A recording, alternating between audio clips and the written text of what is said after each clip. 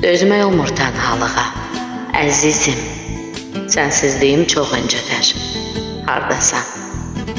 Asılmışam gökyüzündə buluddan, ürəyim həsrətlidir.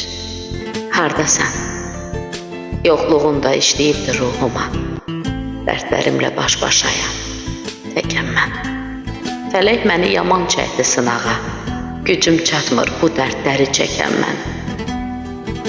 Sən yanımda zirvəli bir dağ idin.